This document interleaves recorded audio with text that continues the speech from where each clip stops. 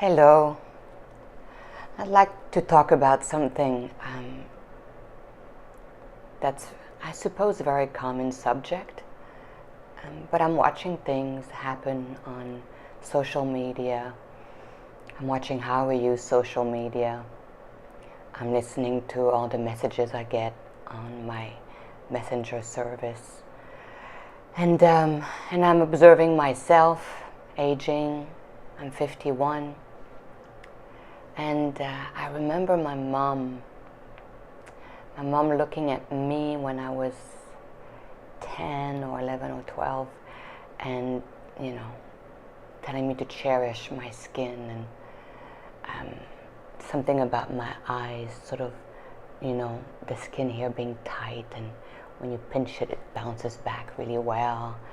And I remember looking at her, not understanding what she was talking about, because I thought she was gorgeous. She was about 45, and I liked everything about her face.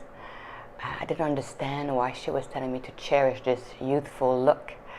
I couldn't wait to be her age.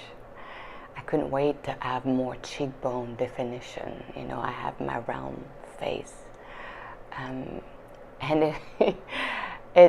it's so funny being here now, looking at my son and looking at his youthful face, 10 years old, in a place and time in my life where I could afford to have facelifts and anything I wanted to do on my face.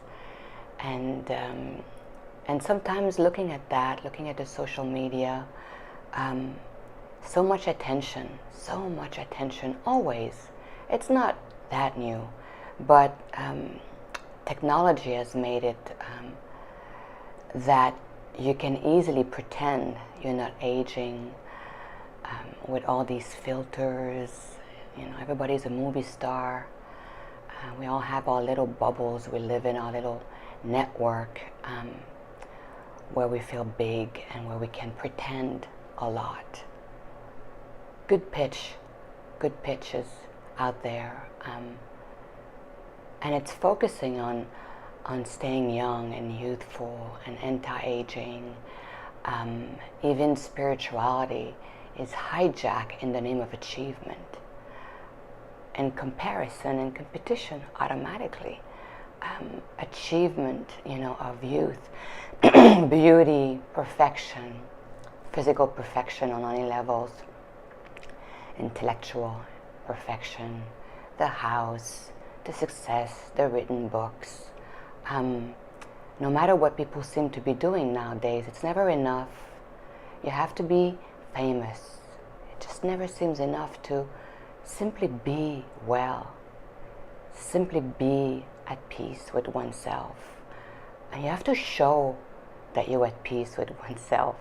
You have to tell everybody that you know how to get that equanimity in your own heart. And it's interesting because here I am talking about all this, so I really appreciate this media, this ability that we all have now to reach out for each other and talk about what we want to talk about. Not just the major studios telling us what needs to be talked about. So we have this appearance of great freedom and choices. And some of us do use it to explore areas that are a little bit more uncomfortable and to ask questions that you have I think the expression is cookie cutters answers, but never really doing true deep diving into what we are uncomfortable with. So look at my face and I look at my age, and at some point I was really thinking, wow, I could really get a little mini facelift. I could really postpone aging for another 10 years. I shared that with my husband, with my son. It freaked out, no. But at the same time, we all know that they do look at youthful faces and bodies, right? They tell you no, no, no, but they'll snap their necks for something that is youthful, that has been redone, that is, highly enhanced with technology. So it's kind of hypocritical in a way. It's interesting. It's an interesting dichotomy, and women really feel that. So I use, our faces because that's being exploited and explored so much. So much.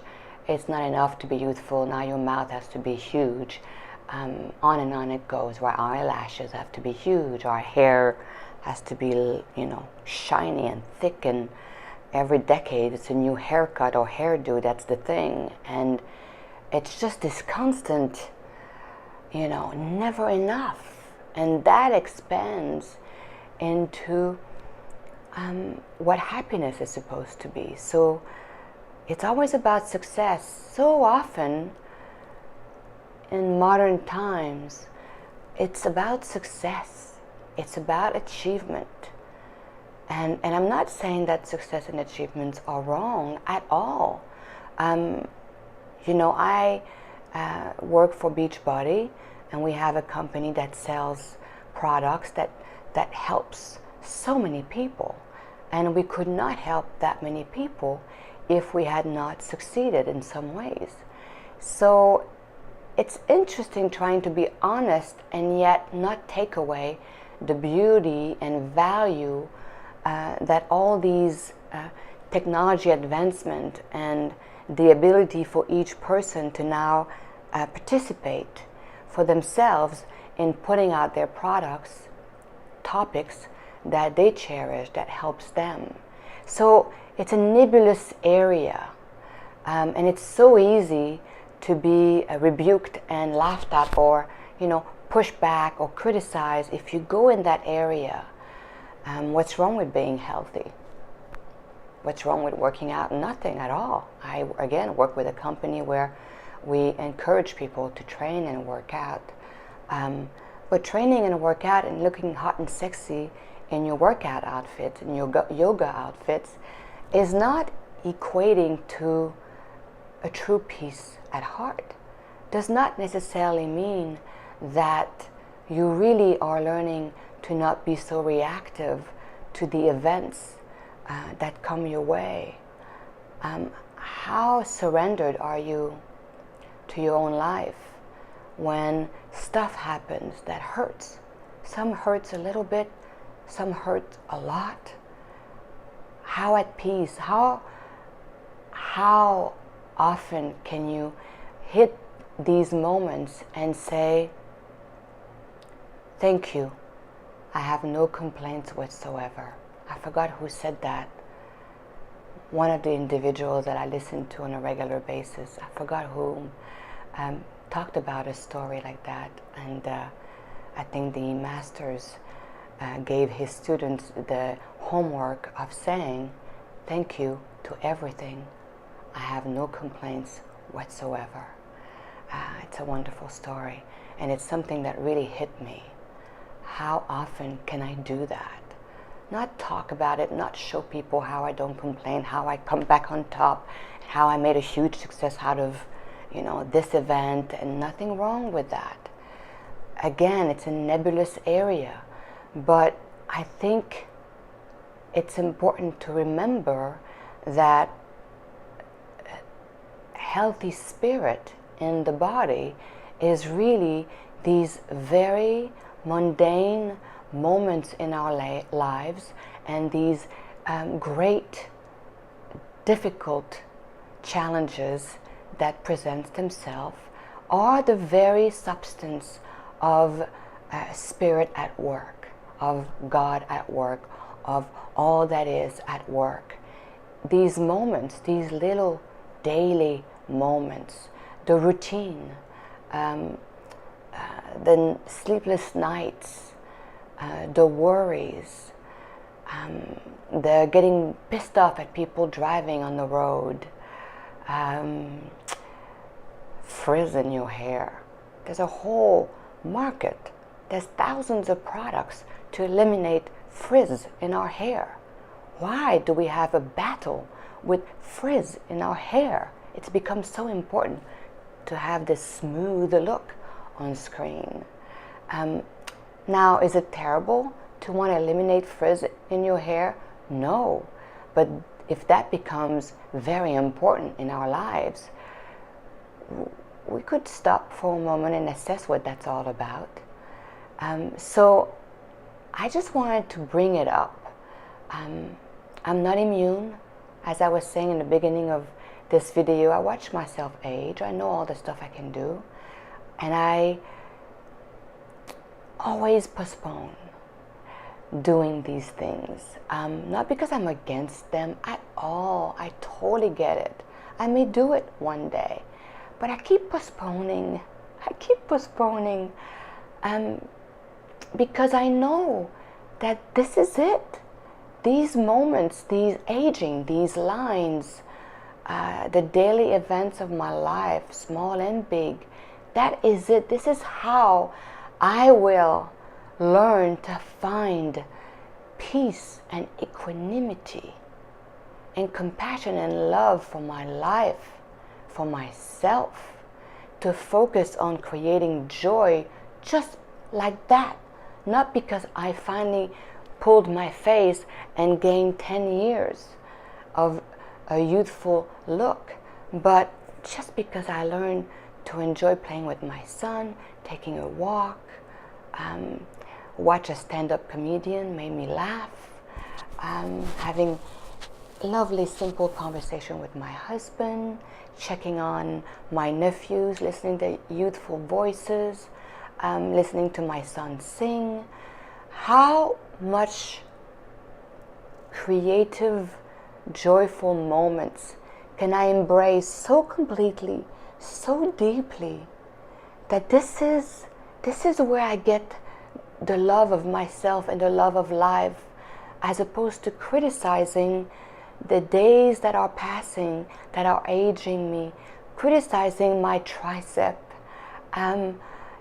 being upset that my house is not bigger, and equating spiritual success with form, physical form, intellectual form. How big is my house? What kind of car I drive?